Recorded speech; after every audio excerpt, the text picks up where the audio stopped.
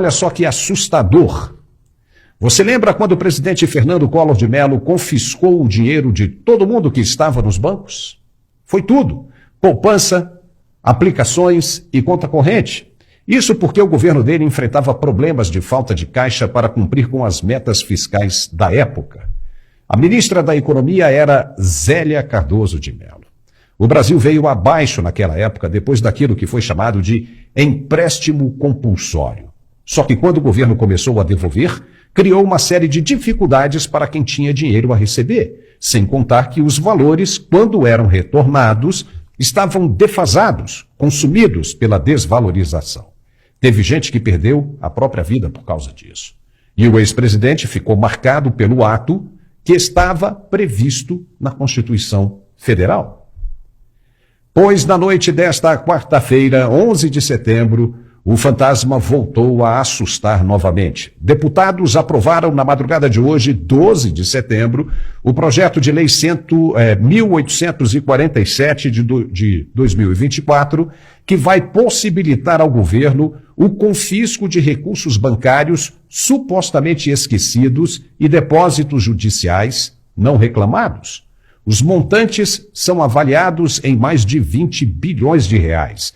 A medida idealizada no Senado visa compensar a desoneração da folha de pagamento.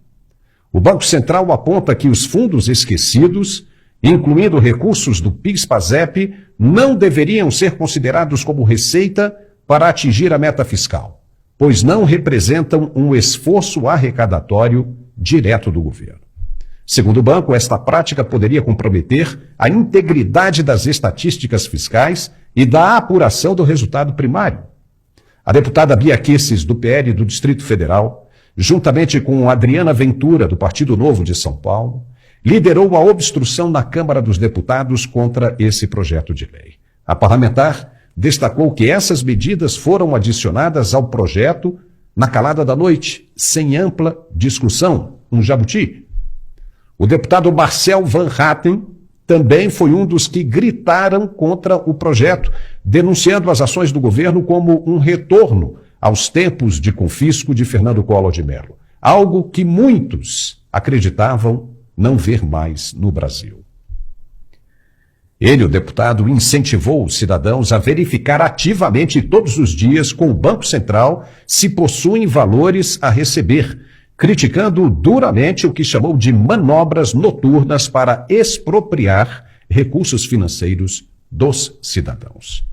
A questão já está gerando uma polêmica muito grande e vamos ver o que o Supremo vai dizer a respeito disso, porque desde que Fernando Collor de Mello confiscou o dinheiro do povo, entre 92 e 93, foi votada uma emenda com caráter de cláusula pétrea que não pode ser alterada a não ser por outra Constituição, proibindo o confisco de recursos de toda espécie.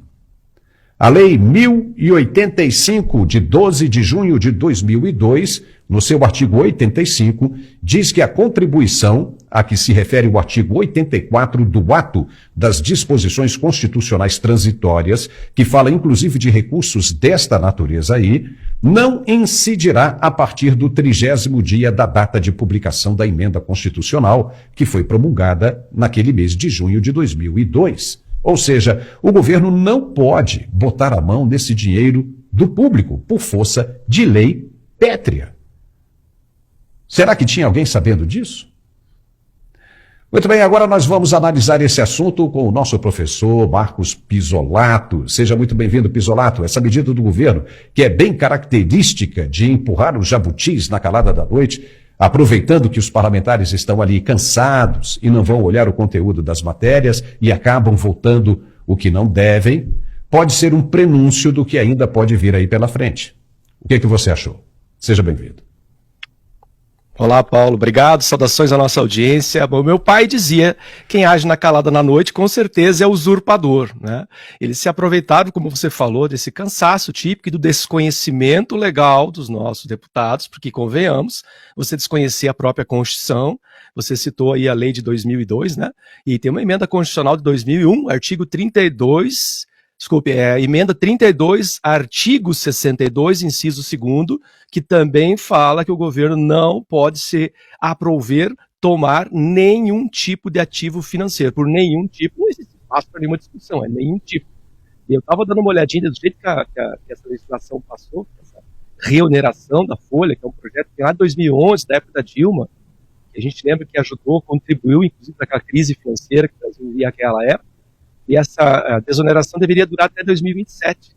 O Lula vetou essa extensão, o Congresso derrubou o veto, e foi para o STF, claro que o STF votou a favor do governo. Ainda tem uma peculiaridade dessa votação, né? O prazo se encerrou ontem para ser votado, e eles votaram de madrugada, hoje, portanto fora do prazo.